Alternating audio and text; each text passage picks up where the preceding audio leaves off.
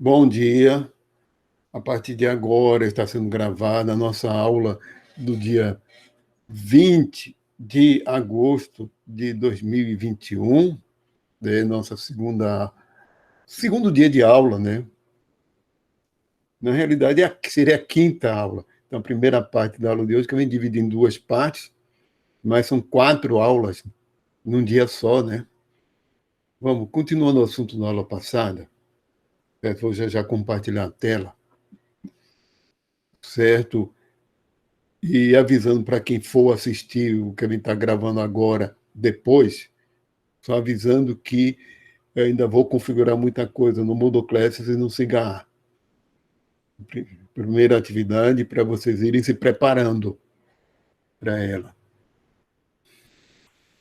Vou apresentar minha tela.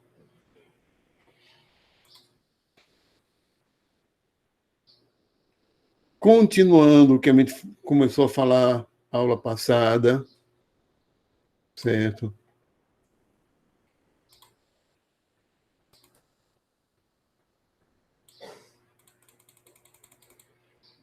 Aqui eu só vou recapitular.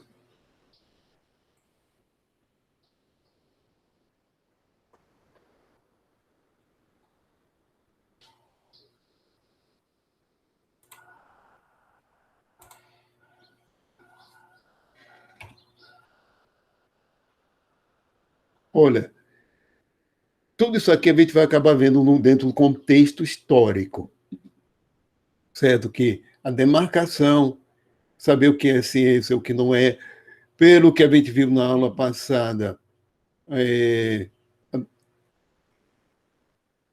é mais ou menos consensual que o que separa a ciência de outra forma de conhecimento tem a ver com as metas e os objetivos da ciência que são diferentes de outra forma de conhecimento, e o método é uma consequência dos objetivos. Os métodos de uma área de conhecimento, ele foi desenvolvido ao longo da história em função dos objetivos daquela área. Então, os métodos da ciência são diferentes dos métodos da arte. Esse ponto aqui de avaliação, que a gente vai ver realmente ao longo da história, né, alguns exemplos, mas da avaliação da própria ciência ou das próprias teorias, certo? É avaliar, é considerar se tal coisa é científica ou não, ou quando uma teoria é melhor do que a outra. E algo extremamente importante é o contexto social da ciência, certo? Por que que a ciência se desenvolve no ao longo desses últimos séculos, especialmente na Europa? Olha, não existe um consenso, certo? Porque o que a gente está falando é o que a gente chama de ciência moderna, certo? Aquilo que vocês estudam em biologia, física, química, das ciências naturais e mais ainda das ciências sociais. Não, é, é uma área de conhecimento que não se desenvolveu na antiguidade, não se desenvolveu no Império Chinês, na Índia, e os indianos tinham uma matemática bem avançada comparada com a dos europeus, e não houve desenvolvimento. O Império Turco-Otomano não houve, enquanto que estava surgindo a ciência na Europa na época de Galileu, por exemplo, lá para o ano 1500 e tanto, 1600 e pouquinho, começa a surgir a ciência, mas por que não na China, que foi muito mais antigo, certo? Não porque não na China. Então, existe algumas tentativas de explicação, porque o contexto social favoreceu. Contexto social num sentido bem amplo, que significa cultural também, envolve religioso, econômico, político. Olha, vocês vão ver que realmente, ao longo da história, foi, digamos assim, a ciência moderna teve o seu desenvolvimento atrelado ao desenvolvimento econômico e político, e a interesses políticos também. Então, a ciência foi um instrumento, continua sendo, de desenvolvimento econômico. Então, na Europa, a ciência está muito atrelada ao capitalismo, por causa do investimento, né? Do conceito moderno de capital, e também ficou muito atrelada ao imperialismo europeu, aos interesses do imperialismo europeu ao longo da história, porque foi da mentalidade europeia, que se desenvolve lá pelos anos de 1500, 1600, certo? Que conhecimento é poder. Então, os impérios europeus, como o Império Britânico, se deu na base do conhecimento, certo? No conhecimento do outro. Então, começaram a fazer muitas expedições para saber quais eram as riquezas, como era a natureza daquele local. Fizeram expedições à Índia antes de terem um domínio político da Índia. Lá no século XVIII havia muitas expedições que eram arqueológicas, estudos culturais, linguísticos e da natureza também. Recursos, história, também aprender história, etc., do local. E isso foi no século XVII, onde surgiu a lenda do povo ariano, foi nesses estudos, porque os linguistas juntando com os historiadores da época, né, descobriram que os falantes do sânscrito que vieram do norte lá para o continente, o subcontinente indiano, eles vieram lá um povo falante de sânscrito e se tornou a classe dominante, isso milênios atrás, né? Eles se tornaram a classe dominante, depois eles se diluíram com a população local, o sânscrito virou uma espécie de latim, né? Morreu, a língua morreu, mas virou língua sagrada. E viram que o sânscrito é uma língua com muita coisa em comum com as línguas europeias, de base europeia. Tanto é que foi desde esses estudos que se viu que havia um tronco em comum de idioma chamado indo-europeu, entre o norte da Índia, não são todos os idiomas da Índia, mas o norte da Índia, parte ali da Ásia Central, mas não a língua do centro-asiática, são outras. E a maioria das línguas europeias. Maioria, não todas, certo? Porque as línguas urálicas é outro tronco, que é o húngaro, o finlandês e o estoniano, e entre outras minoritárias bem pulverizadas por lá, na região dos Montes Urais, é outro tronco, não são nem indo-europeias. O basco não é indo-europeu. O turco também não, que é do centro-asiático. Então, eles viram que aquilo ali tinha como se fosse uma origem comum. Esse povo original, que depois virou conceito racista com o tempo, porque virou raça ariana, Virou um conceito como fosse o povo original, como fosse o povo original da raça pura que deu origem aos europeus, que depois se miscigenou e por isso se deteriorou. Isso é racismo, né? Não tem nada de biológico, nada de científico nesses conceitos que o auge deles, de uso dessa lenda, foi o nazismo. Totalmente anticientífico, pseudocientífico, não tem, né, esse conceito de raça. O conceito de raça é um conceito não biológico, é um conceito puramente cultural. Nesse sentido que falam por aí, é puramente cultural. O próprio Darwin, ele não aceitava raça, ele não aceitava espécie.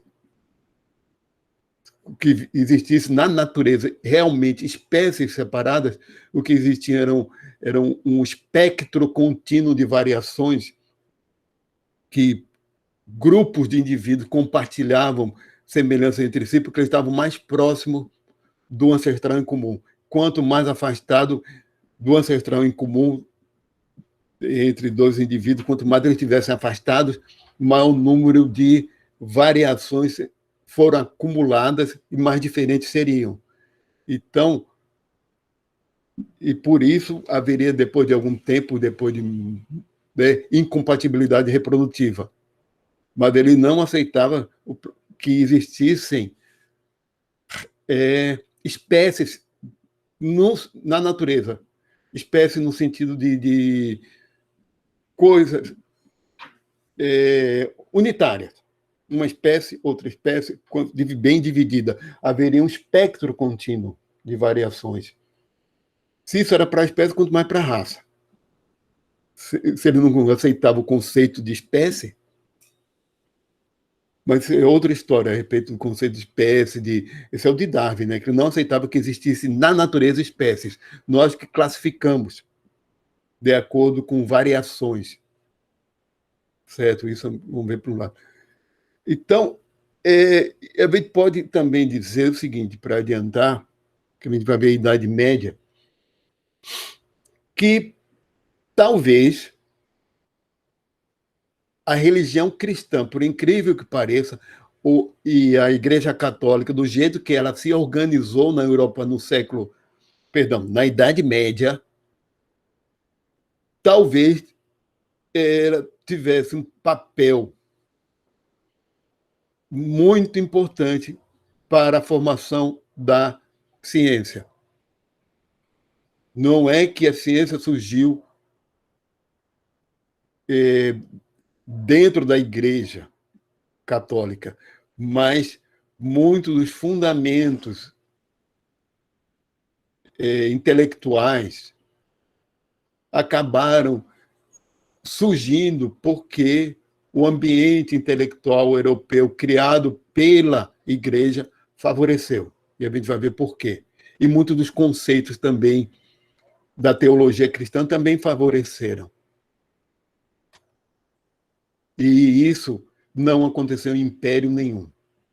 Nem na China, o sistema escolar chinês, o sistema escolar indiano, era totalmente diferente. Mas vamos lá. A gente vai ver também, ao longo da história, a questão da indução e dedução, certo? Vamos ver isso. Problema de classificação, como eu acabei de falar para vocês, né? Um exemplo, Darwin. Modelização, criação de modelos científicos e formulação de hipóteses. É assim, leis e teorias. Isso tudo aqui se deu ao longo desses séculos. Aliás, indução e dedução, a arte de raciocínio, é coisa desde a antiguidade. Antes que eu esqueça, e aí esquecendo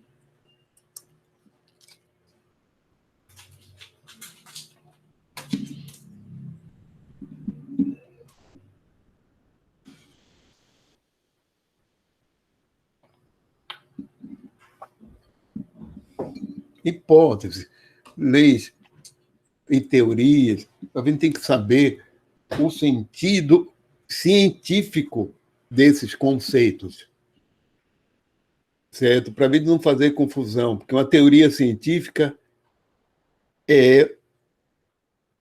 não tem nada a ver com teoria no sentido coloquial do termo.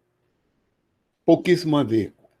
Porque realmente teorias são elaborações de discurso, são elaborações teóricas, nesse sentido, que é um discurso, é todo um conjunto, certo, coerente, mas que tem base em dados experimentais, empíricos, devidamente verificados ou verificáveis, quando não se verificou tudo. E leis científicas também não tem nada a ver com lei jurídica. Aliás, eu minto, perdão. Tem pouco a ver com questão jurídica, mas só na origem da palavra. Tem certo? A questão como eu falei para vocês, um conceito que tem origem lá nos gregos e que é incorporado pela teologia cristã. Esse conceito de cosmos, a gente vai ver isso. Mas vamos lá. Indução. Vamos conceituar indução, que é o processo de raciocínio em que as conclusões são geradas pela generalização de exemplos particulares. Vai do particular para o geral. Indução é o tipo de raciocínio em que a gente aprende a generalizar a partir dos exemplos particulares.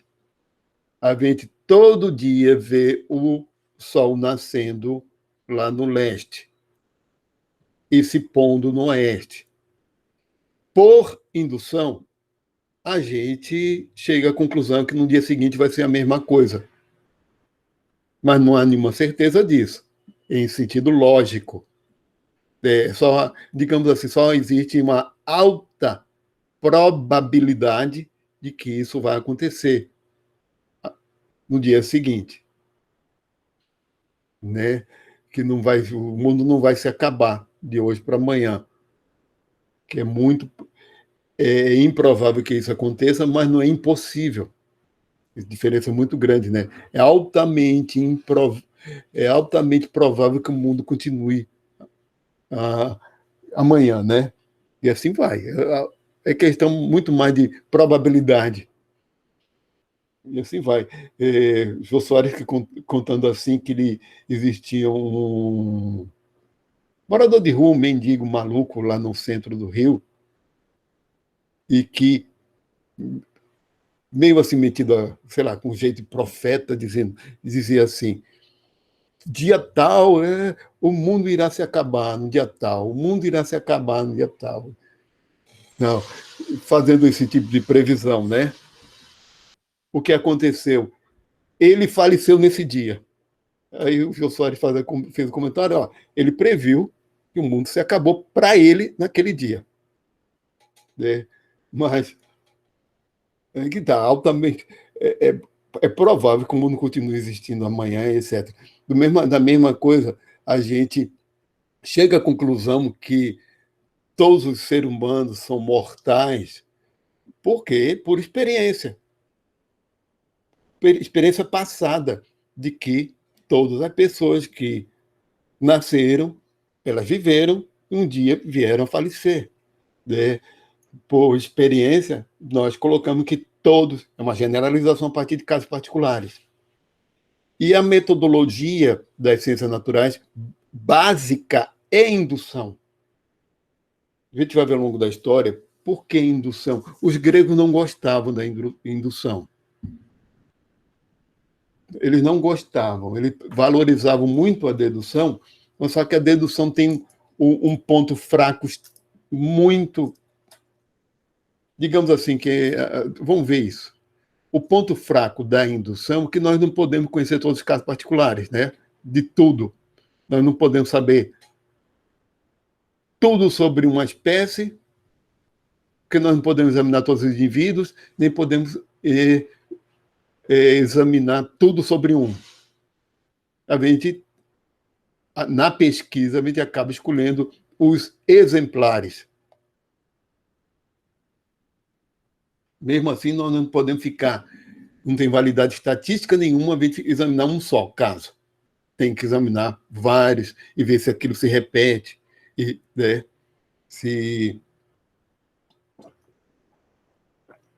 não é um desvio, não é um caso realmente particular que não se generaliza. Já vi vários exemplos de pesquisas mais recentes de generalizações que não poderiam ter sido feitas. Falando em caso recente, cafeína, certo?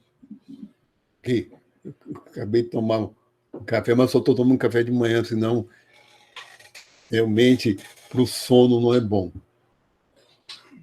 Realmente cafeína não é boa para o sono e é quando ela faz mal, quando ela interfere no sono. Então eu só tomo de manhã mesmo, certo? Porque a cafeína tem um efeito psicotrópico, já devidamente verificado, em que ela bloqueia os receptores de adenosina, que, olha, ao longo do dia, o nosso corpo vai liberando adenosina, funcionam como... Eu gostei da expressão que eu vi numa divulgação, no canal de divulgação no YouTube, né, de divulgação científica, que é o termômetro do cansaço, certo? A adenosina é o termômetro do cansaço. E ela é natural. Ao longo do dia, quanto mais atividade a gente faz, vai se acumulando. Junta no final, já no começo da noite, começa a atingir um nível alto e nós começamos a ter a pressão do sono. E o sono mesmo tem quando há melatonina, quando há escuridão. Eu sempre falo uma coisa, nós somos visuais e por isso somos diurnos. Também somos primatas diurnos, nossa visão noturna é péssima. Em outras palavras, noite é para se dormir. E a luz azul acaba com a melatonina, certo? Até, olha, esses óculos aqui mesmo, ele tem filtro de luz azul, eu só uso para computador, porque ele tem um alcance maior do que um de leitura, certo? Realmente, anos atrás, eu era míope, né? Anos atrás, mais de 10 anos atrás, fiz cirurgia. Não, tem uns 15 anos que fiz cirurgia de miopia. Meu grau era 7. Mas hoje é 0, em termos de para longe.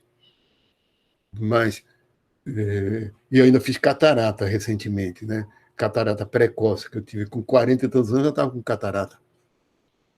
40 e tantos, não, 40 menos, 45. Já estava com catarata, há mais de 10 anos isso. Então, olha, eu sempre digo que nós somos primatas de noite é para dormir, mesmo. E a gente paga um preço alto se não dormir. Então, por isso, quando o café, ou quando a cafeína, não o café, que tem outras coisas, tem cafeína, né? Acaba com a saúde da pessoa, é quando ela não dorme. Não dorme o que deveria dormir à noite. Dorme mal. Eu falo para você, 5 e pouco da manhã já estava claro, porque eu estava acordado já, porque eu vou dormir cedo. Passei a dormir cedo, né? Então, tem que render o dia. Olha, a cafeína, certo? Ela bloqueia os receptores de adenosina, competem com receptores de adenosina, a gente não sente cansaço. Fica desperto, porque não está cansado. E é o efeito psicotrópico, já bem verificado. No final dos anos 80, começo dos 90, acho que foi começo dos 90, fizeram uma pesquisa em que se verificou que a cafeína inibia a enzima fosfodiesterase, que é a enzima que degrada o AMP cíclico, certo? que degrada o AMP cíclico. E o que acontece? Ao degradar o AMP cíclico, essa enzima bloqueada não degrada o AMP cíclico, ele fica agindo. Ele é realmente o segundo mensageiro da adrenalina, entre outras coisas, glucagon, etc. Então, essa enzima estando bloqueada, e o efeito de glucagon, da epinefrina, da adrenalina, fica mais constante, fica mais alto por mais tempo, certo? Mas só que teve um problema esse estudo. Ele foi in vitro.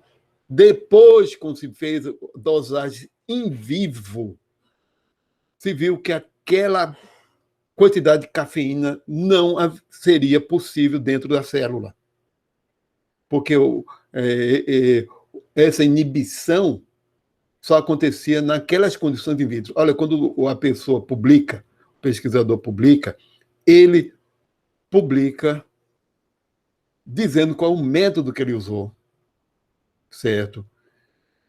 Tudo direitinho, certo? E a conclusão que ele tira é com base nos seus métodos, com base nos seus resultados, naquelas condições. Depois, se generalizar é outra história. Realmente ali não dava para ter generalizado, dizendo que cafeína estimula a adrenalina porque mantém um nível de adrenalina alta, porque bloqueia a enzima que degrada o segundo mensageiro, o que é o mensageiro celular, intracelular, né? Porque a adrenalina não entra na célula, a epinefrina. Nem o glucagon, nem esse tipo de hormônio não entra na célula. Ele estimula um receptor na superfície celular que transforma o metabolismo dela e assim vai. E o principal transformador é o AMP cíclico, é o AMP cíclico lá dentro. Mas vamos lá. Então, realmente é o ponto fraco da indução. Por isso que tem muita coisa na área médica, nutricional, etc., que está mudando, porque são generalizações que foram feitas e depois se viu outros casos e se viu que tinha exceção, que não dava, aí tem que mudar mesmo, certo? Porque a atividade da pesquisa em ciências naturais é pela indução, é examinando casos particulares e tentando generalizar. Agora, porque a dedução não funciona? Vamos passar. Opa, cadê? Não está mudando, não?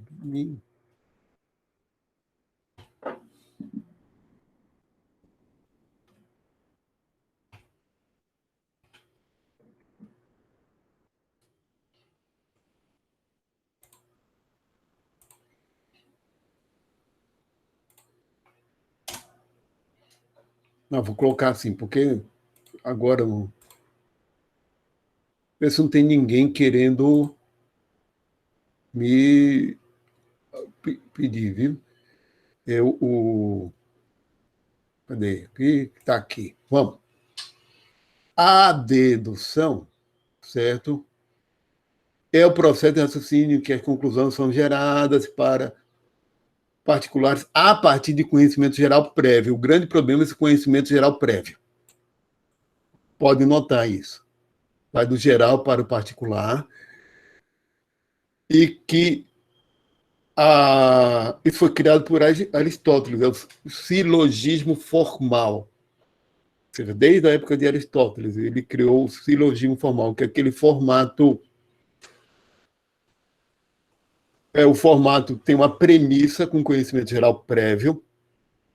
Tudo é assim. Todo ser humano é mortal. O termo médio, que é o particular, fulano é um ser humano. E a conclusão, o que se pode concluir. Então, logo, fulano é mortal. Então, todo ser humano é mortal. Fulano é um ser humano. Logo, fulano é mortal. Premissa, termo médio e conclusão. Olha, o ponto fraco dedução é que esse conhecimento geral prévio tem que ser verdadeiro para a gente ter certeza que a conclusão seja também o seja. Porque o grande problema é o conhecimento geral prévio, né? Quando a gente não sabe nada sobre a natureza, não tem conhecimento geral prévio. Mas a gente vai ver em Aristóteles, tá? Que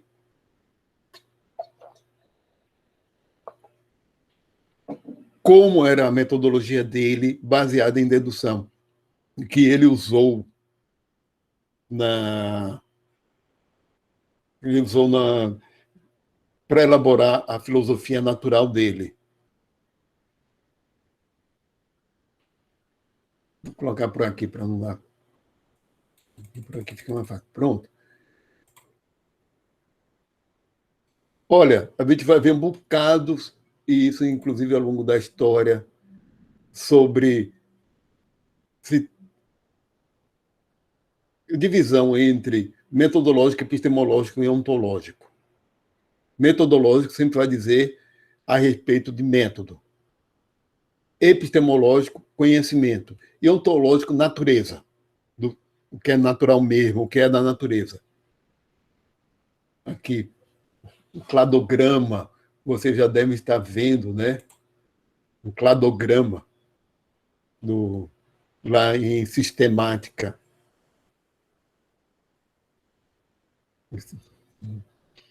Que é a metodologia contemporânea de classificação biológica.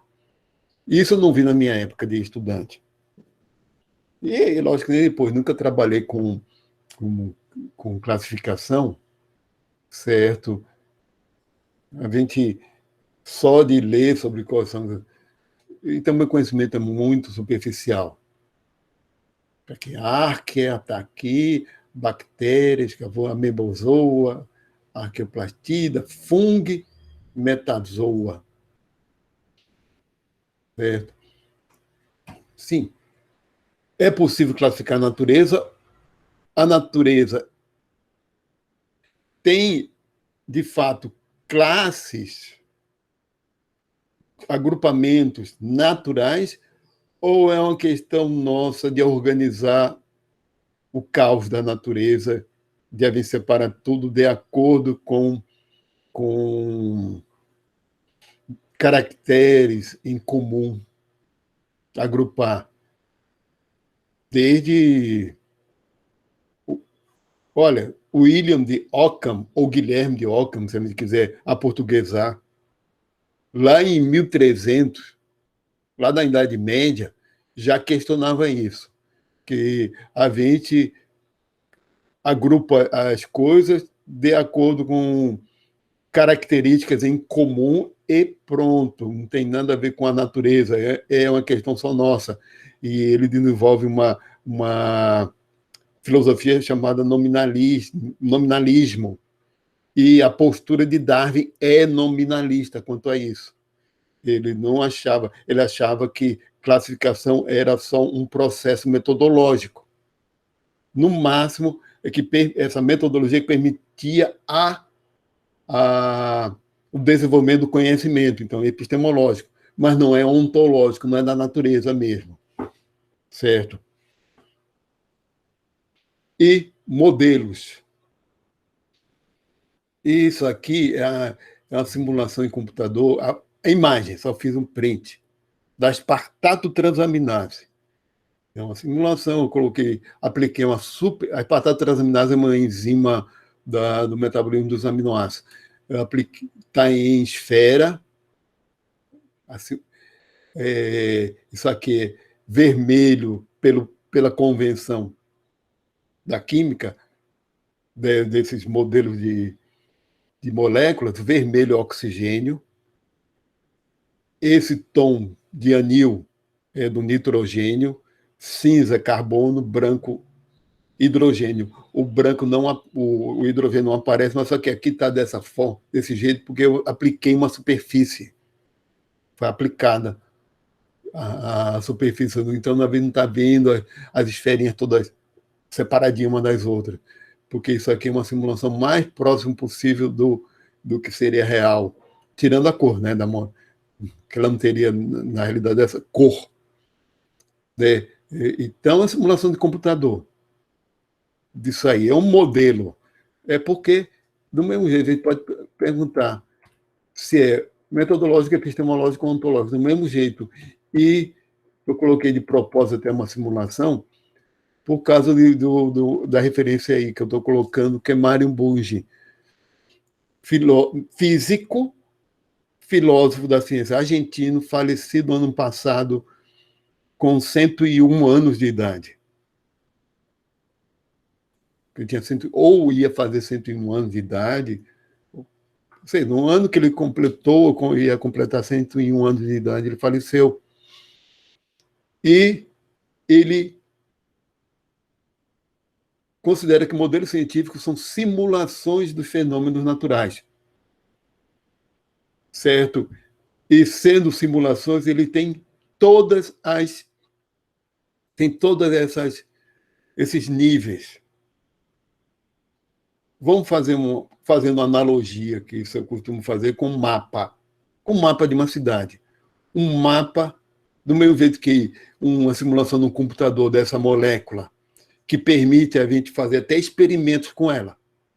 Adicionar, tirar um pedaço dela, adicionar outra e ver como é que é o efeito, tirar um aminoácido que é hidrofílico e colocar um hidrofóbico, o que vai acontecer? Essa molécula basta trocar um que ela vai mudar totalmente. O computador simula isso, sem de precisar usar a molécula de verdade, que seria extremamente difícil em laboratório para fazer essas análises.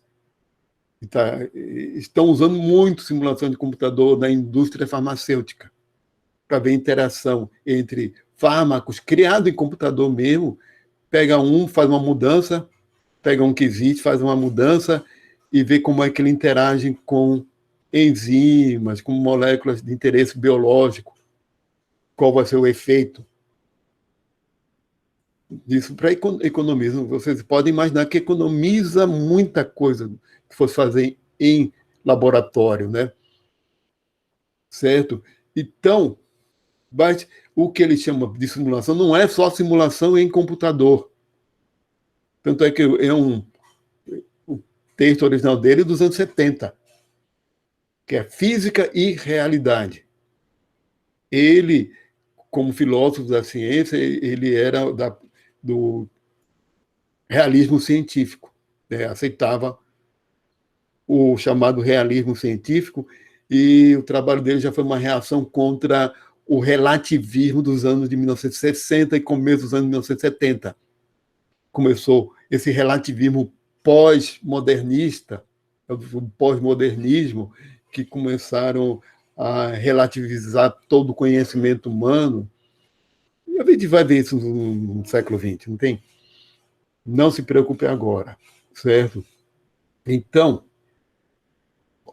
o modelo atômico original, né, que foi desenvolvido nos anos de 1920, certo? 1930, depois foi um pouco aperfeiçoado depois, mas certo? É um modelo matemático, certo? É uma simulação matemática, digamos assim. Todo modelo científico, seja ele matemático, computacional, DNA, um modelo químico, é uma simulação. Fazendo uma comparação com uma coisa mais no nosso cotidiano, a prática. Mapa. Mapa também é uma simulação. O mapa de uma cidade é uma simulação, certo? Mas não é a cidade.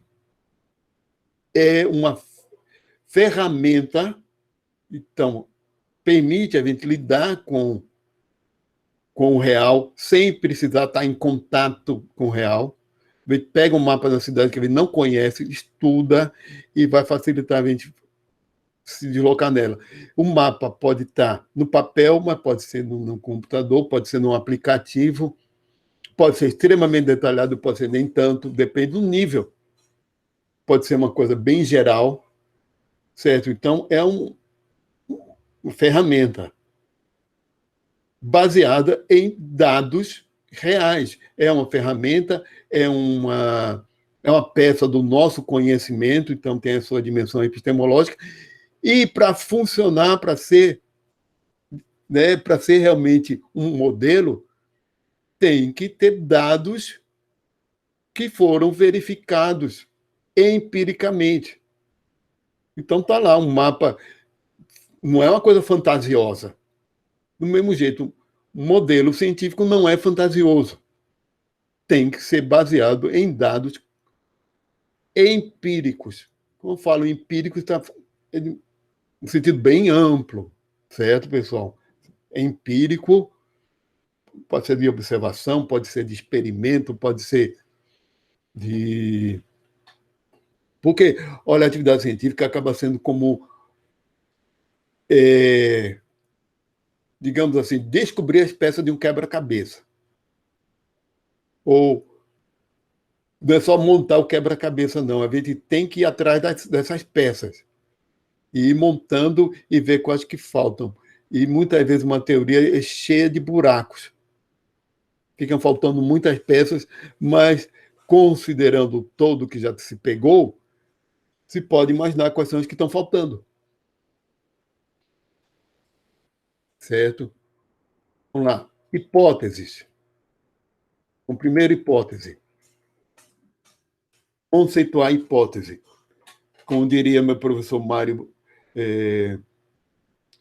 como diria o professor lá, Augusto, perdão, eu estava falando de Mário Bunge, Augusto Burli, meu professor de filosofia no ensino médio, lá, deve ter sido em 1981 que ele falou isso.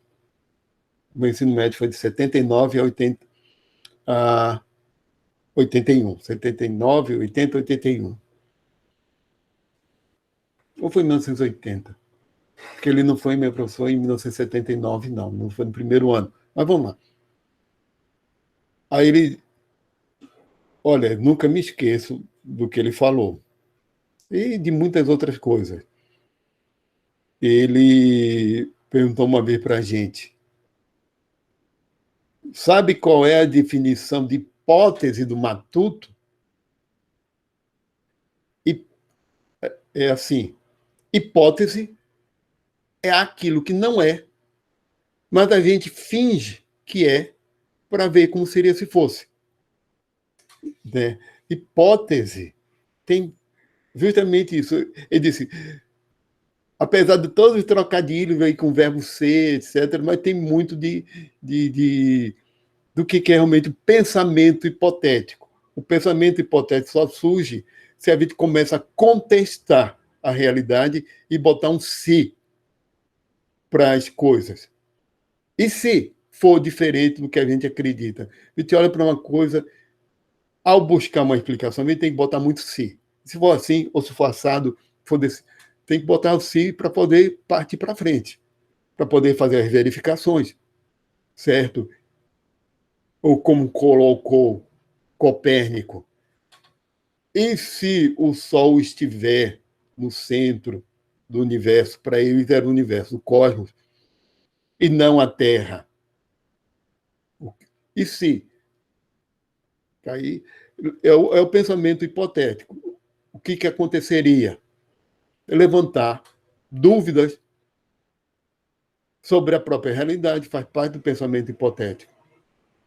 E se existem estudos hipotéticos, puramente hipotéticos, certo? E até em bioquímica tem um estudo puramente hipotético.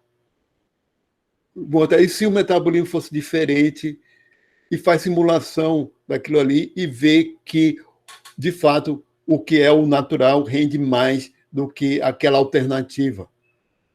Funciona melhor o natural e chegando à conclusão que a natureza, realmente o processo, a evolução, chegou ao caminho mais otimizado em relação a outras opções. Isso é questão também de evolução. Né? Então, o sentido de hipótese é a procura de explicação. São explicações provisórias. sem a devida verificação ainda. Eu evito falar a palavra comprovação, porque a palavra comprovação ela é muito forte, digamos assim, comprovar, tem provar, né?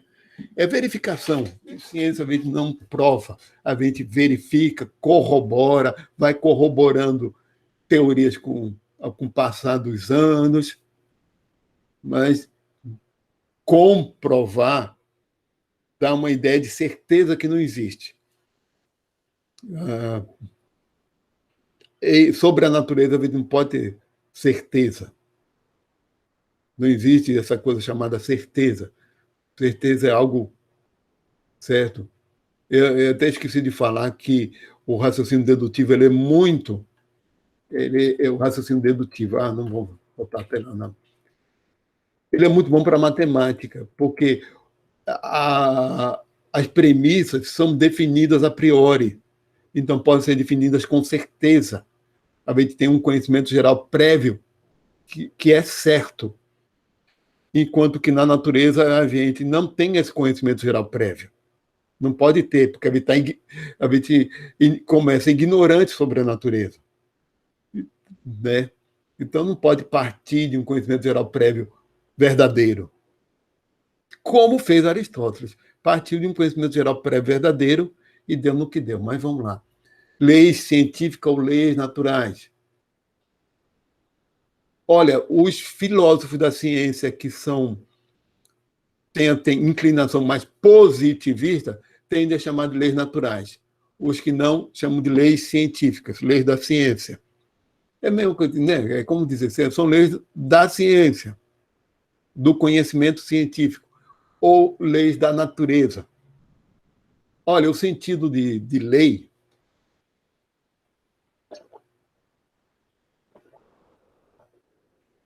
como foi desenvolvido ao longo da história de lei científica, uma lei ela expressa relações entre grandezas, certo? A gente vai ver que existe uma certa complicação de falar se existem leis próprias da biologia. No sentido original, leis, uma lei científica, certo? É uma formulação empírica a partir de relações entre grandezas variáveis. Matéria, lei da gravitação universal de Newton. Matéria atrai matéria na razão direta na, pela, no, no, né, na relação direta das massas. Quanto maior a massa, maior a atração gravitacional. E na razão no inverso quadrado da distância, né? E quanto maior a distância, menor a atração. São relações de grandezas variáveis. A força de atração aumenta quando as massas aumentam e ela diminui quando a distância aumenta. Certo? Ao oposto. Então, acontece que uma lei, como a lei da gravitação universal de Newton, não é uma teoria. É diferente. A teoria é uma explicação de porquê da lei. Em Einstein, a gente tem uma teoria. Em Newton não chegou a desenvolver a teoria porque ele não chegou a desenvolver qual é a natureza dessa força de atração. O que é essa força de atração que se dá à distância? Ele não dá uma explicação, ele diz que ela existe, que tem que existir. Os cálculos estão dizendo que ela existe. Certo? Que existe uma força, uma atração. E em Einstein não é nem força isso, né? O que acontece, a explicação de Einstein, é que corpos com muita massa, que isso só fica significativo quando as massas são grandes mesmo, né? No sentido astrofísico, que esses corpos com muita massa, eles deformam o espaço-tempo ao redor e geram uma onda gravitacional, certo? Esse pulso gravitacional, na realidade, é uma onda que se propaga dessa deformação espaço-temporal e que se relaciona, por exemplo, o Sol com a Terra também gera, bem menor que o Sol, mas gera, e o Sol gera e entra num ponto de equilíbrio, né? Entra nesse ponto de equilíbrio, o que a gente, ou seja, não é uma atração de fato, nós não somos atraídos para a Terra aqui, a gente sente a gravidade porque o espaço-tempo deformado ao redor da Terra nos empurra para o centro da Terra, nos impulsiona para o centro da Terra e vê que não é nem tão forte assim, senão nós seríamos esmagados, né? Não é tão forte, porque a força eletromagnética é bilhões de vezes mais poderosa do que a gravitacional, que só é significativa em massas muito grandes. Então, mas vamos lá, isso aí já é a relatividade geral de Einstein, de 1916. Vamos lá, teoria científica. Aí, teoria. Uma teoria é uma explicação das leis, certo? É formulada com os modelos científicos, etc. Essa generalização, esse discurso final é a teoria científica. É o discurso final, né? Baseado nessas hipóteses devidamente verificadas, que são usadas para verificar quais são as leis na natureza, que tem na natureza, nesse sentido, que não tem nada a ver com o jurídico, e que depois se procura explicação para elas. Quando se consegue formular uma explicação, como a teoria da relatividade geral de Einstein, aí é uma teoria que envolve modelos matemáticos e entre outras coisas, né? A física não conseguiu uma teoria geral, né? Uma teoria única. Tem a teoria da relatividade geral e as duas grandes, e a mecânica quântica ondulatória, de física de partículas elementares. Mas não conseguiu se unificar. Einstein não conseguiu uma teoria única. E olha que ele chegou a dezenas de anos atrás de unificar. Mesma coisa o Stephen Hawking, também não. O que mais aqui? Agora, existe, é uma questão aí da filosofia da ciência, qual é a correspondência dos fatos, evidências, do que a gente verifica experimentalmente com a formulação teórica, que às vezes há um hiato que muitas vezes precisa de justificativas maiores, porque o que a gente vai ver ao longo da história também, alguns exemplos de pseudoteorias, quando uma teoria não deu certo. Certo? Quando não deu certo. Em geral, quando ela é muito descolada das evidências, ou quando tem poucas evidências. Se baseou em poucas evidências e que. Olha, porque tem um grande problema na teoria, da elaboração de uma teoria científica, porque ela envolve interpretação dos dados naturais, dos dados, dos fatos, das evidências. Muitas vezes envolve interpretação. Uma teoria é sempre uma elaboração, um discurso, por mais que tenha conteúdo empírico, matemático, mas, certo, de qualquer maneira, uma teoria é uma construção epistemológica, certo? É uma construção epistemológica. Agora, quando vocês virem falar que a teoria da evolução é apenas uma teoria, Isso é uma falácia. Por mais que há alguns problemas, certo, relacionados com a elaboração teórica, etc., mas dizer apenas uma teoria, como qualquer outra, querendo igualar ao criacionismo, isso é uma falácia. Porque há muita corroboração e há muita evidência empírica na teoria da seleção. Tem alguns problemas com a teoria da evolução atual, mas não é no geral. Não é no núcleo duro, conforme como chamava Imre Lakatos, né, um filósofo da ciência que a gente vai ver no século XX.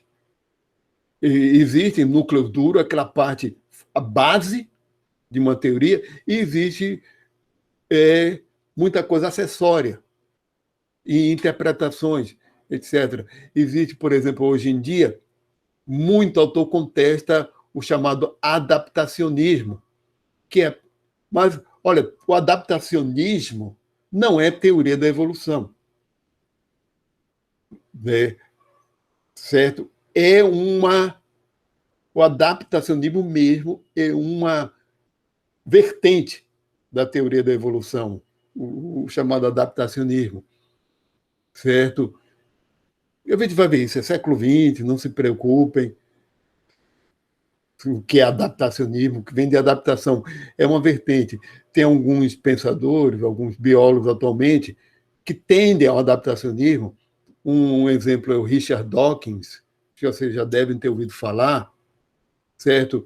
Mas nem todo teórico da teoria da evolução é adaptacionista ou aceita literalmente o adaptacionismo, de que todo processo evolutivo é um processo que aumenta a adaptação de um ser ao seu meio ambiente. Que a explicação da evolução é pela adaptação. Isso é o adaptacionismo. Só pela adaptação, certo? E esquece que existe processo de exaptação.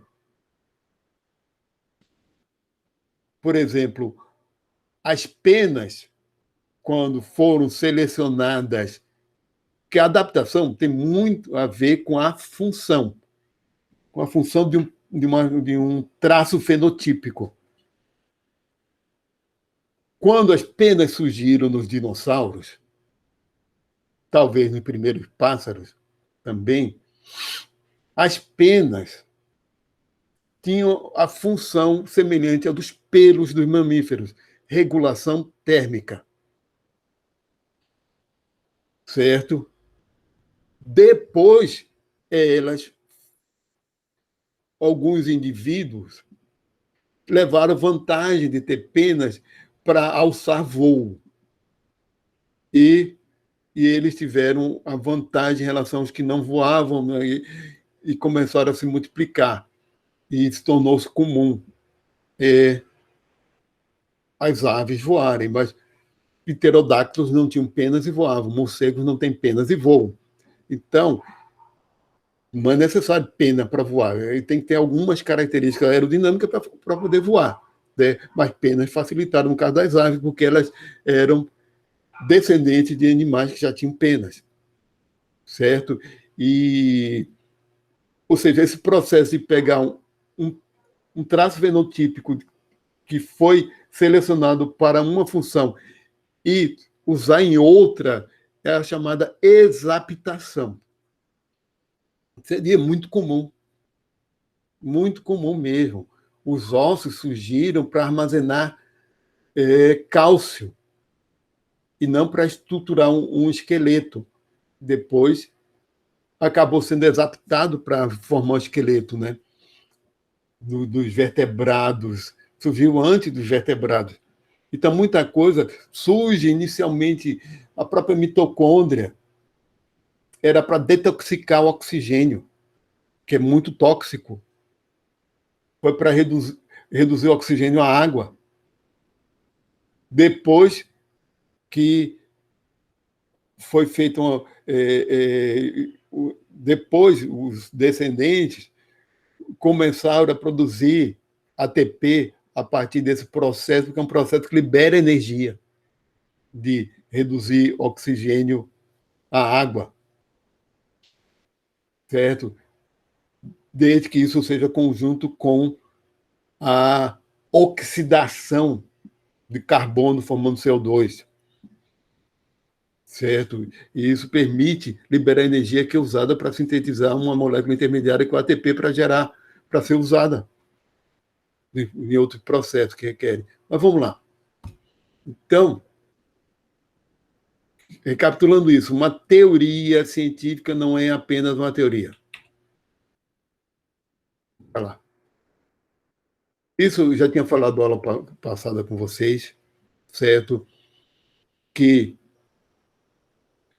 isso não existe. Toda atividade humana, seja ciência, seja religião, filosofia, arte, esporte, qualquer atividade humana envolve emoção. Todo que a gente. Nós somos emocionais. O racional é uma justificativa a posteriori. Todos os nossos impulsos são emocionais. Depois a gente faz avaliações racionais.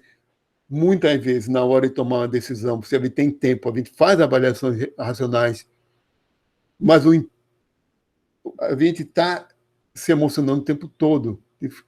Coisa que a gente vê, pensamento, tudo, a gente está sempre. Todo o nosso impulso, quando quer fazer uma coisa, é um impulso emocional. Então, não existe. As emoções não são separadas de qualquer atividade. Um indivíduo como Einstein, Newton, por mais que ele tivesse Asperger, etc., mas isso é outra história.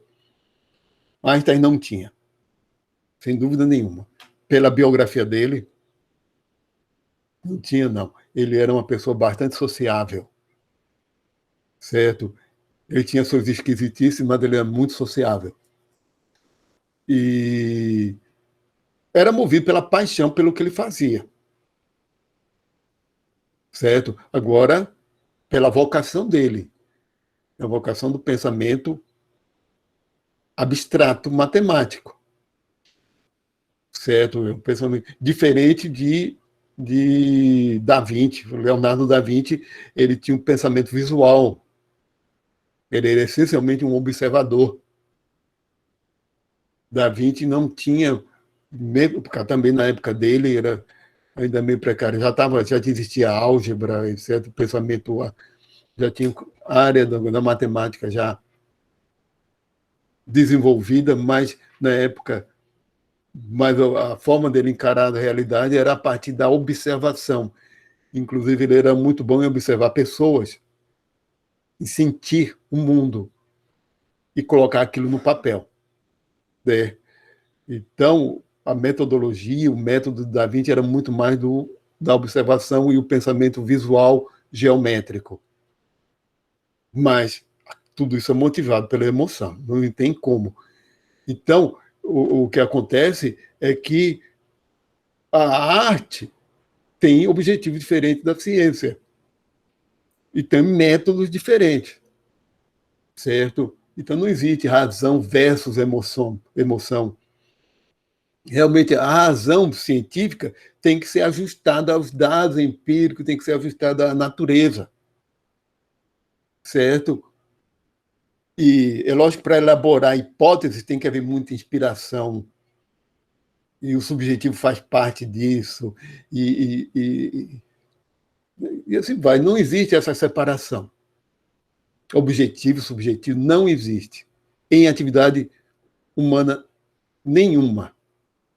Isso é separado. Isso que eu já falei para vocês, né? Que já falei sobre ciências na aula passada, aquele vídeo foi para isso. Ciência versus filosofia. Olha, essa separação de ciência e filosofia se dá no século XIX mesmo.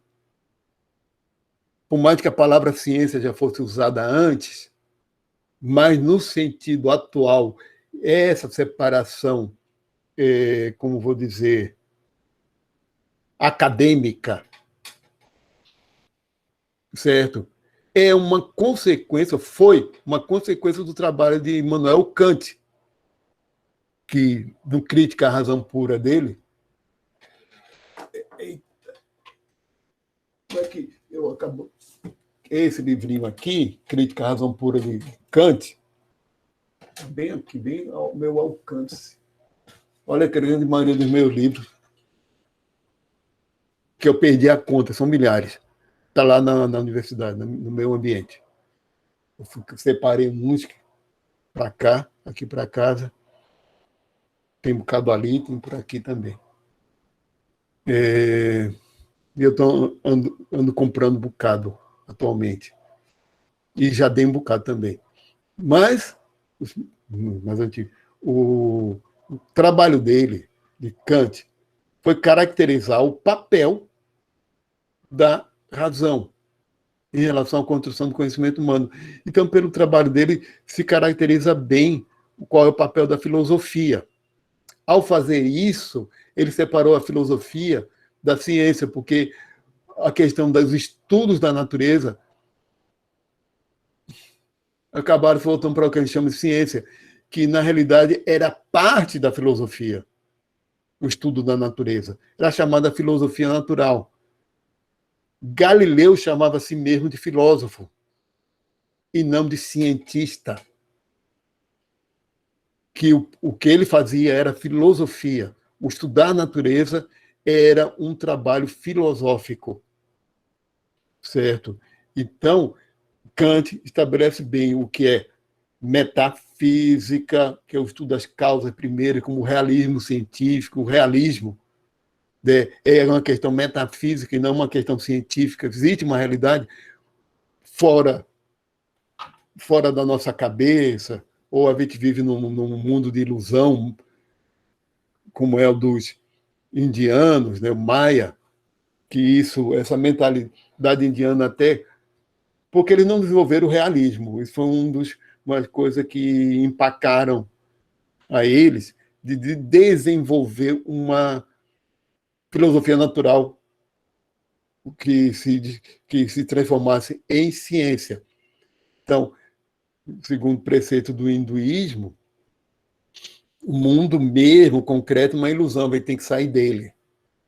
O mundo das ideias. É como parece que a realidade concreta, como é para Platão, era uma ilusão, etc., que o mundo das ideias que era o verdadeiro.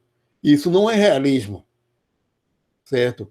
Mas considerar que existe uma realidade e que essa realidade a gente pode conhecer usando métodos naturais, isso é o realismo científico, certo? E é um pressuposto que não é científico, é um pressuposto filosófico. Então, isso é metafísico. É o questionar, essa realidade existe? É uma questão metafísica, não é uma questão científica. A questão científica é estudar a realidade, estudar o que chega a gente, os fatos. A questão da verdade é uma questão metafísica, não é científica. Isso é a metafísica, a ontologia é a teoria do ser. Olha, Kant foi o último filósofo a estabelecer uma escola filosófica completa, certo? A desenvolver mesmo uma metafísica, uma ontologia, uma epistemologia, que é a teoria do conhecimento, aí tem outra questão filosófica, que é a ética, correta ou não, ética é diferente de moral. Então, ética como a disciplina filosófica, né? Ética dos valores, etc., né? Estética da beleza, tudo são questões filosóficas, certo? E não científicas. Então, o objetivo da filosofia tem muito mais a ver com o desenvolvimento em si das teorias e não do estudo da natureza. Agora, tem que haver muito intercâmbio entre filosofia e ciência ainda. Ainda não, tem que haver muito intercâmbio, há muito ponto em comum, certo?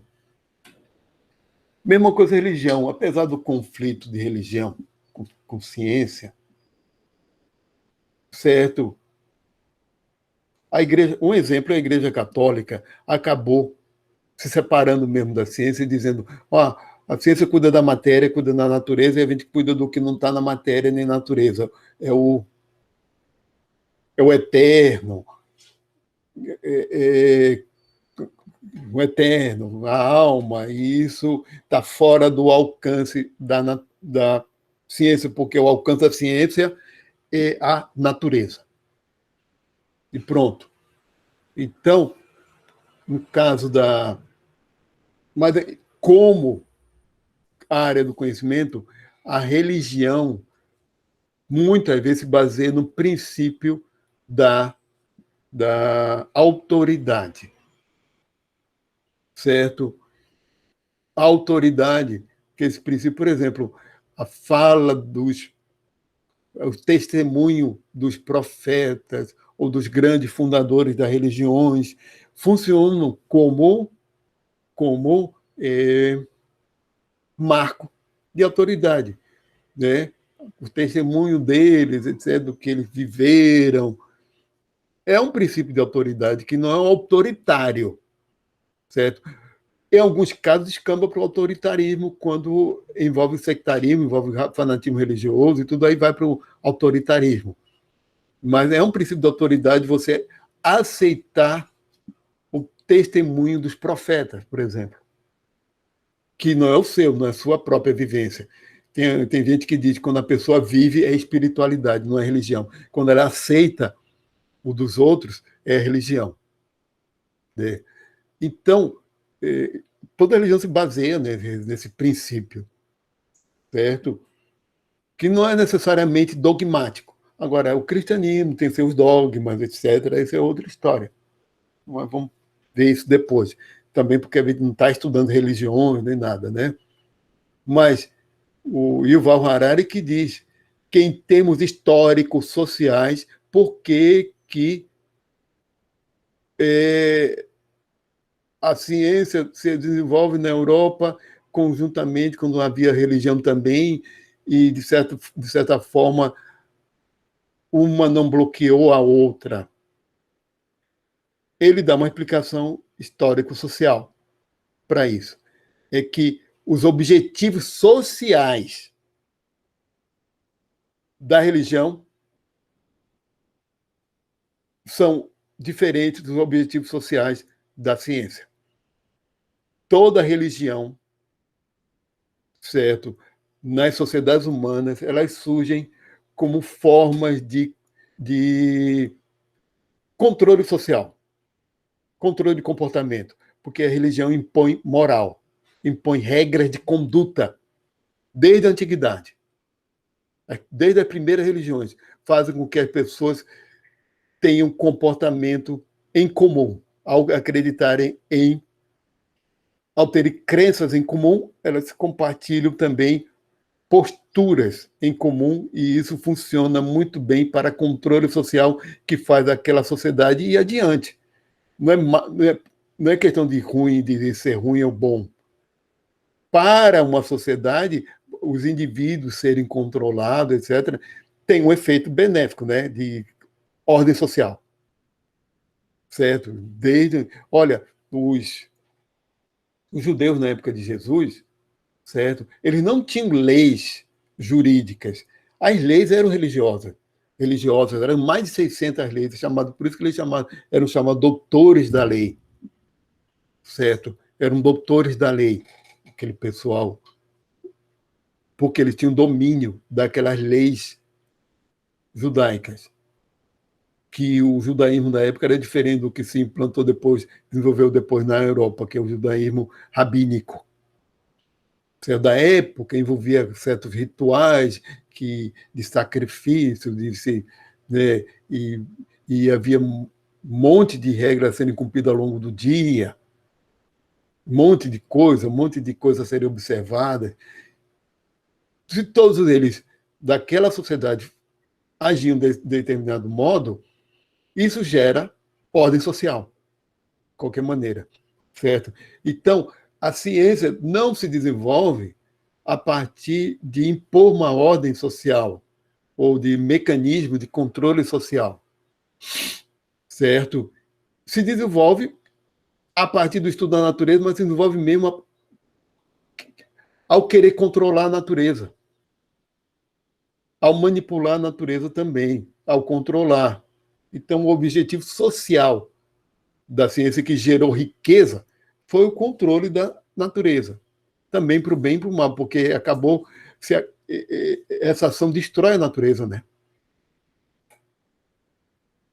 O que mais tem aqui? Pseudociência.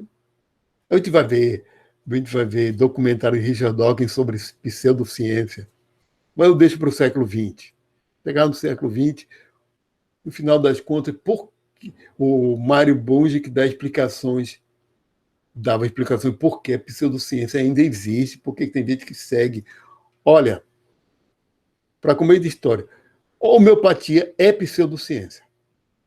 Não é científica, ela não tem verificação experimental adequada, você não seguiu.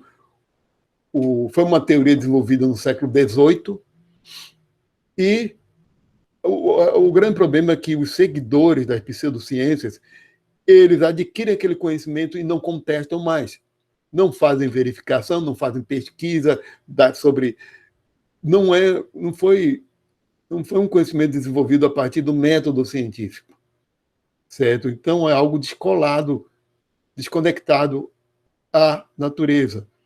E eles simplesmente aplicam aquele conhecimento de forma técnica, como um astrólogo, ele elabora um mapa astral de uma forma técnica, sem mais precisar pesquisar, enquanto que a ciência dá trabalho, né? Fazer pesquisa científica é muito trabalho, não é uma coisa simples, é demorado, é trabalho. E o Mendel, aquele trabalho dele com as ervilhas, foram 8 anos resultado de 8 anos de pesquisa. Né? Então, pesquisa científica é lenta, etc. Mas por que tem que ser assim? Porque a natureza é desse jeito. Porque a pesquisa científica ela tem que obedecer à natureza. Não pode ser desconectada com a natureza. Pesquisa científica é para investigar a natureza, certo? Não é para fantasiar sobre a natureza. E a cultura simbólica humana, isso aqui a gente já viu. Né? No final das contas, tudo é cultura simbólica. Tudo faz parte.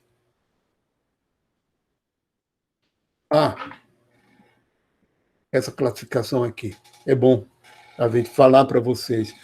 Eu prefiro essa classificação que eu vou mostrar para vocês, que as ciências podem ser naturais, formais e sociais. Uma classificação simples, certo?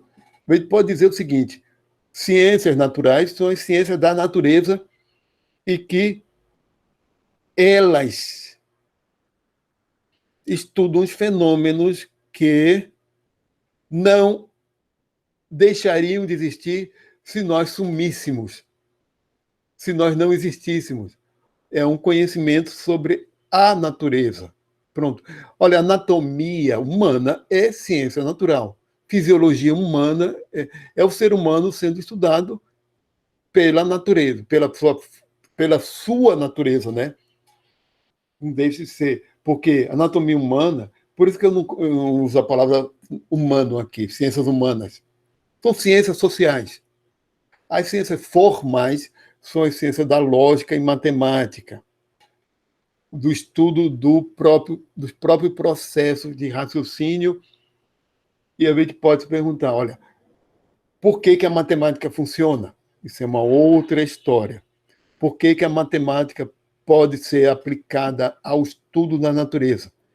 Olha, porque a matemática, uma coisa, ela não é puramente abstrata nesses casos, certo?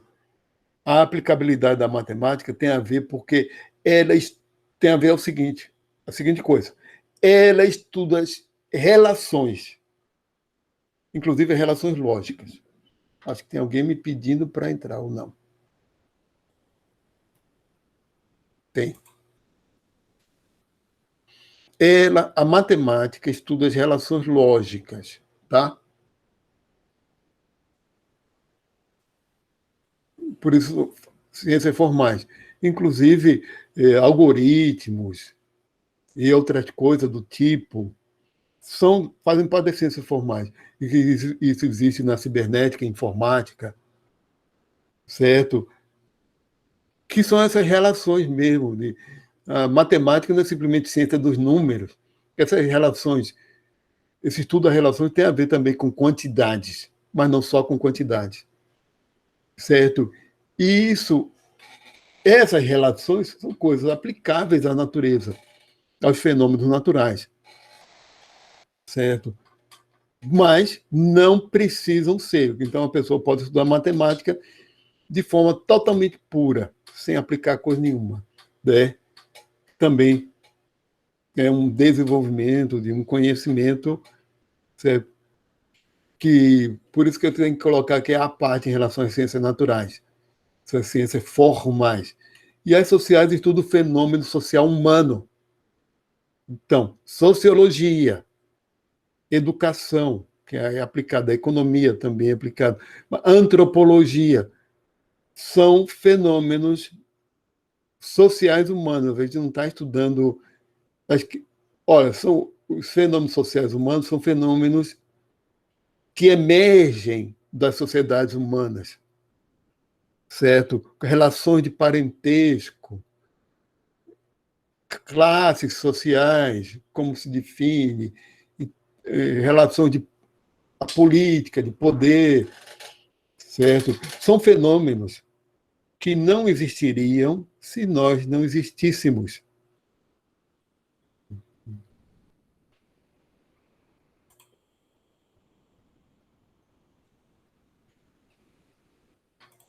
Olha, que está aqui, pronto. A corujinha da Atena, né? Deusa da sabedoria, símbolo da filosofia. Sim, tem uma outra forma de a gente colocar aqui a respeito do conhecimento humano, em que o conhecimento humano tem três níveis. Pode ser caracterizado em três níveis, que a gente pode chamar de primeira pessoa, em segunda e em terceira. Vamos lá. O conhecimento científico em si é em terceira pessoa. É fácil de. Eu vou da terceira pessoa para a primeira. Conhecimento humano, o conhecimento científico, porque é um conhecimento que fala sobre as coisas. Tal processo é desse jeito, fala das. É um processo, todo um conhecimento em terceira pessoa, né? Que está falando sobre algo. Em segunda pessoa, é o conhecer os meios de comunicação, de a gente, idiomas, tudo é um domínio em segunda pessoa, certo? Que a gente usa para comunicar. Escrita, certo? Entre outras coisas, os processos comunicativos são aqueles conhecimento em segunda pessoa. E o conhecimento em primeira pessoa é o conhecimento do sujeito. Eita, eu sempre esqueço o nome do filósofo. Instantinho, instantinho. Falando em primeira pessoa, eu. Nossa Senhora, quanta coisa. Tem um bocado de coisa aqui no meu WhatsApp.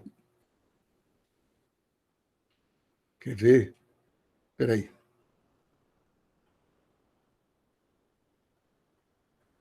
Já tinha procurado isso.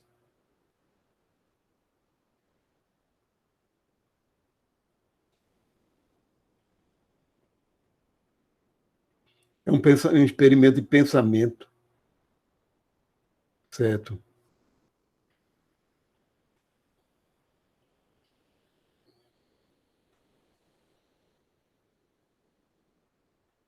Uhum.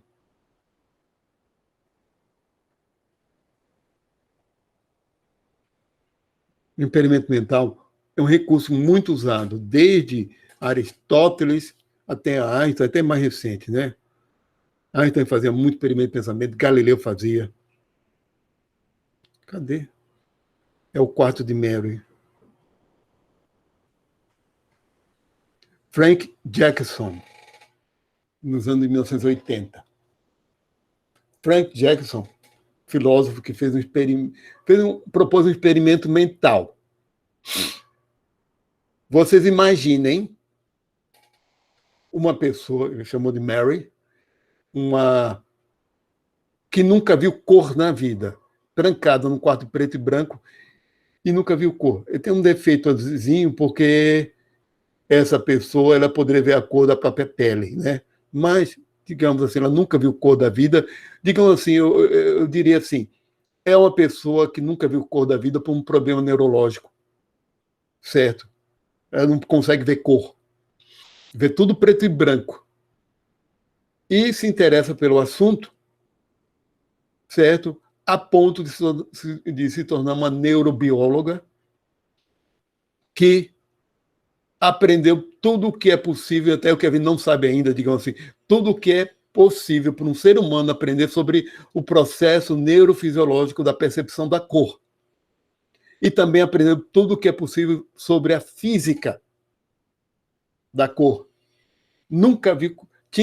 Ou seja, ela aprendeu tudo que é possível sobre cor e sobre como é a percepção da cor, só que ela nunca viu cor na vida. Todo o conhecimento que ela tem é em terceira pessoa, que foi obtido a partir de recursos de segunda pessoa, de comunicação, etc., de leitura. Mas ela nunca viu cor na vida. Digamos assim, no momento em que ela ficou curada da cegueira de cores que ela tem e passa a ver cor. Pela primeira vez ela viu cor na vida. A pergunta que ele faz é essa. Ela já sabia tudo que tinha que saber e pronto, não acrescentou em nada, ela está vendo cor? Não acrescentou em nada para ela estar vendo cor? Ou o fato dela começar a ver cor muda o conhecimento dela? A grande maioria das pessoas que respondem, você pode parar para pensar, olha, uma pessoa que nunca viu, sabe tudo que é para saber sobre cor e percepção neurofisiológica da cor, etc. Todos sabem como é que é o processo, então já sabe sobre como é que é aquilo. Só que nunca viu, nunca sentiu. Quando ela vê, será que acrescenta alguma coisa? Essa Eu, experiência. Oi? Oi? eu acho que sim, porque ela sabia tudo sobre a parte técnica, mas ela não sabia Tudo nada em sobre. terceira pessoa, mas não sabia nada em primeira. É, isso. Isso. A questão é que ela não tinha conhecimento em primeira pessoa. Que é o conhecimento, é esse conhecimento em primeira pessoa, que a gente não. É aquele conhecimento. Daí Salles levantou a mão. Vamos. É, é aquilo que o senhor falou, da ciência também ter a sua parte mais emocional. A partir do momento que ela escuta e que ela aprende só a partir do ponto de vista de outras pessoas, ela não, ela não conhece a mente da outra pessoa, como funciona a mente da pessoa, E ninguém para conhece, saber né? como a pessoa chegou naquela conclusão, para saber qual foi o sentimento. Porque até as coisas mais simples da vida, sei lá, o porquê alguém gosta de animal. Eu vou ter a minha visão sobre isso, como eu cheguei nas minhas conclusões, e isso vai muito de mim, de como a minha mente Uhum. funciona. A partir do momento que ela tem essa experiência em primeira pessoa, ela consegue raciocinar ela própria e não só depender do que a outra pessoa falou. Porque quando você fala, é, sei lá, até para interpretar um poema, se você só conhecer o poema através de outras pessoas e não ler o poema você mesmo, você nunca vai entender o que aquele poema realmente quis dizer, porque foi interpretado a interpretação da outra Sim, pessoa.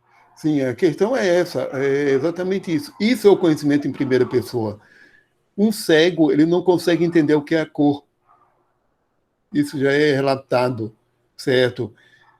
Uma coisa é saber a física das cores, que aquilo é uma onda eletromagnética, etc. Mas é muito diferente do que a gente quando vê uma coisa de uma cor vermelha, verde. O que é a experiência subjetiva não é o conhecimento sobre aquilo, né? A experiência subjetiva, sim, o sentir é o chamado qualia. Os qualia, né, porque está no plural, que é esse conhecimento em primeira pessoa, Professor, esse conhecimento de experiência pessoal. Sim, outra pergunta que eu queria fazer, que era, só que eu não queria interromper a linha de raciocínio. Quando você estava falando sobre ciência versus religião, eu fiquei curiosa para saber a sua opinião em relação à naturologia e medicina alternativa como um todo. Porque a medicina alternativa, ela utiliza um pouco da ciência, porque ela vai pegar, por exemplo, a babosa, existem estudos sobre a uhum. babosa que vão ter uma comprovação Tem. das propriedades daquela planta. Então, a medicina alternativa, ela utiliza da ciência, só que ela também utiliza de conhecimentos mais ligados um pouco à religião. Então, tem matérias de xamanismo, acupuntura, que eu não acho que tem alguma comprovação científica. Coisas que são muito mais da mente e de crença. Aí eu queria saber a sua opinião sobre isso. Porque tanto eles trabalham com métodos que utilizam ciência como religião. Olha, a questão de medicina é muito complexa, tá? É muito complexa, certo? Eu não vou Medicina falar alternativa, no aqui, caso. eu não vou falar, por exemplo, o tratamento a partir de plantas medicinais, é, muita coisa realmente funciona. Então, funciona de fato. Por experiência, Robert Sheldrake, que é um bioquímico britânico e que atualmente, de um tempo para cá, ele estuda espiritualidade. Eu vou falar sobre ele no século XX, fazendo contraponto para Richard Dawkins, que é ateísta militante, né?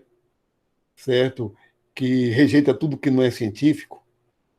O Robert Sheldrake, né? Aí já é outra coisa. É ateísta militante ferrenho, o Richard Dawkins.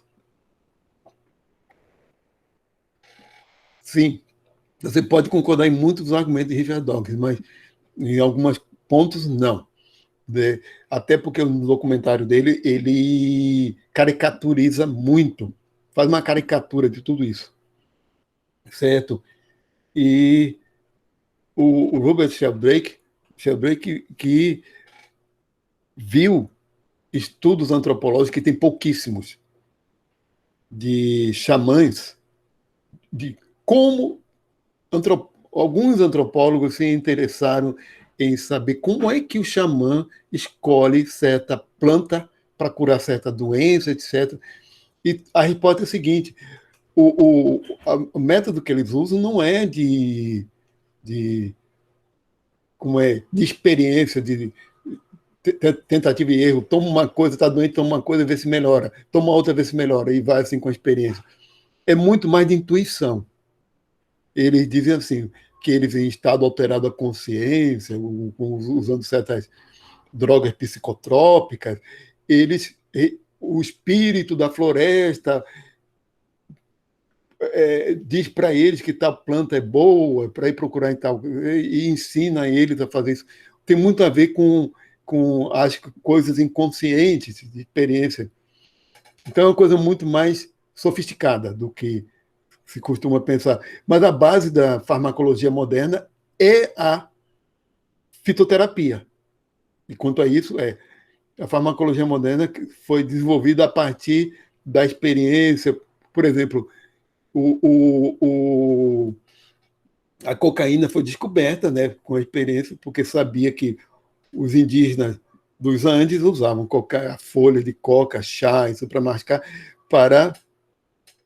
Tinha aquele efeito. Café é a mesma coisa. Nossa experiência sobre isso, aí a ciência farmacológica vai lá e tenta isolar o princípio ativo para transformar aquilo mais forte. Então, isso, a fitoterapia é a base da... E é uma experiência de século. Não é científica, mas é uma experiência também que, às vezes, tem milênios, certo? Então, a fitoterapia em si faz parte daquele conhecimento tradicional, como é a acupuntura, que não é científico porque não foi elaborada uma teoria científica. Mas quando a ciência vai lá e investiga e vê qual é o processo, a explicação de causa e efeito, por que aquele ponto da acupuntura pode ter tal efeito, porque estimulou está estimulando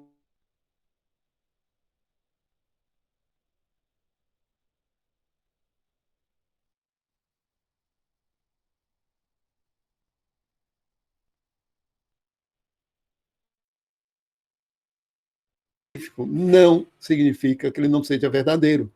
Mas, para ser científico, tem que ter todos aqueles critérios de verificação experimental e de chegar a um todo coerente. Sim, mas, realmente, muitos dos conhecimentos são válidos das, das, dos tratamentos alternativos. O que é pseudocientífico mesmo é aquilo que se diz científico, mas não é. Que bota um discurso científico, diz que isso é comprovado, mas não é comprovado. Aí é pseudocientífico, certo? O que é pseudocientífico é porque é aquelas coisas que não são comprovadas.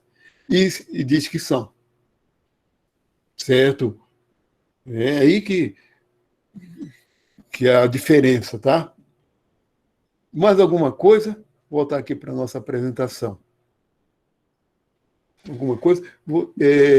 Então, realmente, qualia. Olha, uma coisa é falar para uma... É experiência pessoal. Uma coisa é falar para uma criança que queima. Olha, não pega isso, não está quente, que vai queimar. Enquanto que a criança não tiver a experiência do que é o ardor do queimar, ela não sabe o que é. Ela não vai saber o que é. Só quando ela pegar lá e queimar e sentir o que é dor, e sentir... É inevitável. Para a gente aprender, tem que ter experiência pessoal, né? Em primeira pessoa. Certo? Vamos lá, para finalizar isso aqui, e eu vou dar um intervalo. Não, eu espero que eu coloquei bem, que eu disse, perdão. Tem alguém dizendo aí que experimentou se o ferro era quente mesmo de passar, com 4 anos de idade. Não, isso é natural, tem que sentir dor para aprender, cometer erros. Que os animais também, acontece com os animais também, né? Isso acontece também com os animais. O brincar faz parte também dessa aprendizagem, da experiência, de simulação para não se submeter tanto a perigo. Né? E agora, nem tudo. Concluindo, o fato de não ser científico, certo conhecimento não é científico porque não foi testado pela ciência, não foi ainda investigado, não significa que não funcione ou que não seja verdadeiro. Eu estou sendo bem Popper que falava isso. Que a questão da filosofia da ciência seria dizer o que é científico, os critérios de cientificidade. Certo? Realmente, se sabia que a cafeína tirava sono, estimulava. Cafeína não, café. Mas por quê? Porque ele tem uma substância que é a cafeína, e essa cafeína bloqueia os receptores de adenosina, aí já tem um conhecimento científico. Certo? Eu vou concluindo aqui, a conclusão, eu tinha até falado isso no canal passado, mas aqui vou apresentar no slide, que está nesse aqui. Ó, ao longo da história, se desenvolveu 3 formas de a gente encarar seres vivos. Certo? Essa aqui, na realidade, essas duas são pré-científicas.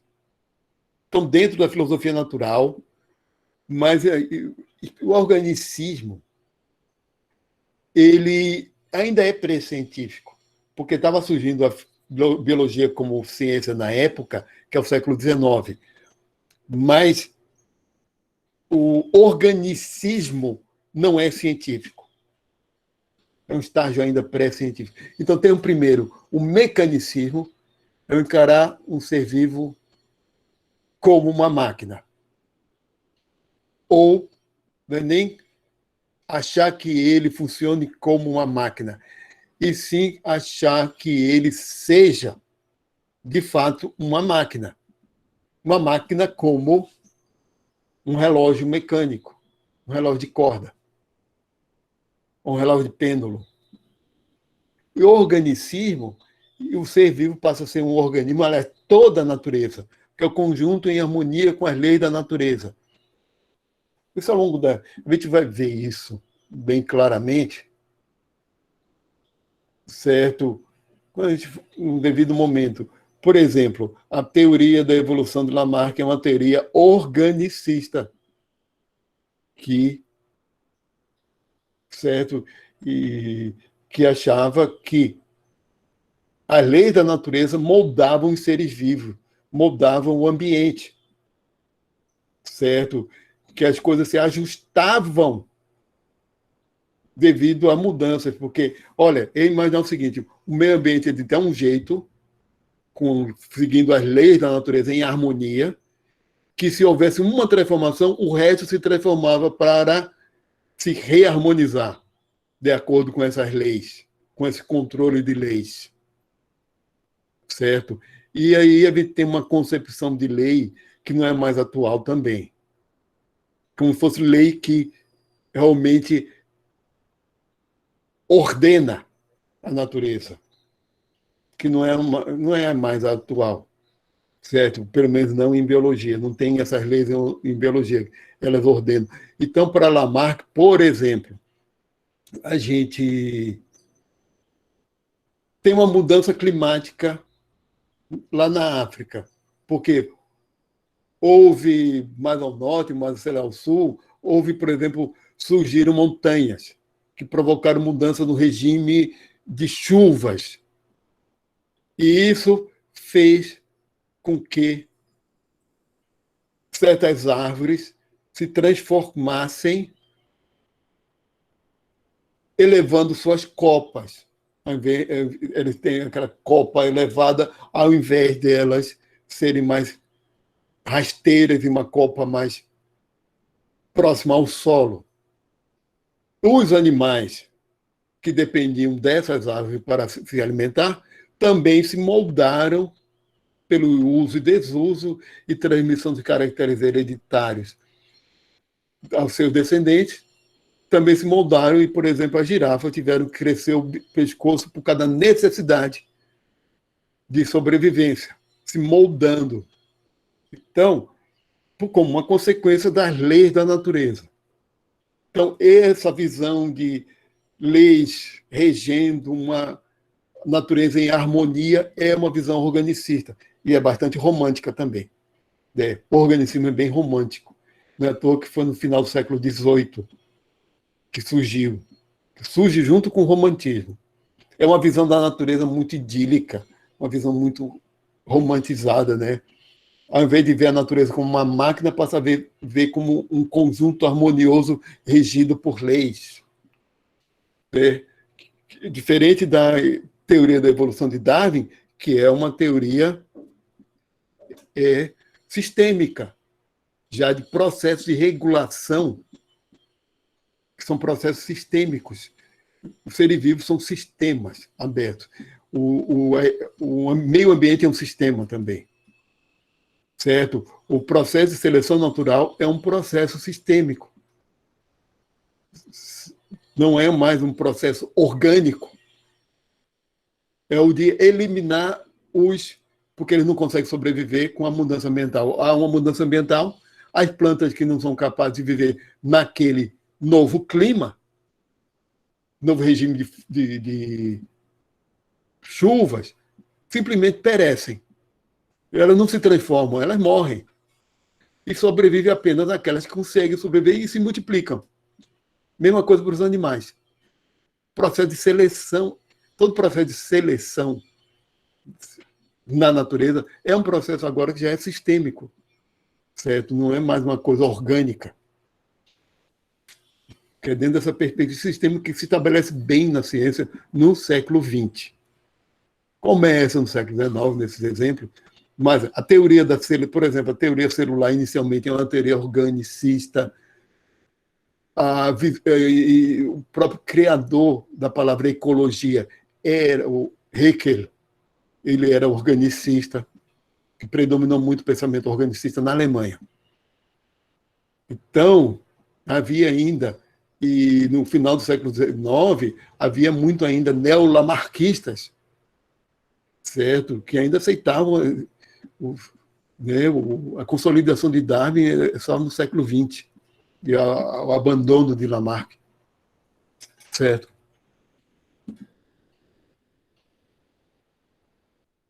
Isso aqui já. Bibliografia. Eu vou passar para vocês também uma coisa que eu esqueci, os PDF, tá? Vou colocar lá no cigarro. Vamos dar um intervalo agora, 10 horas até as 10h30, certo, pessoal? Para a gravação. Intervalo agora.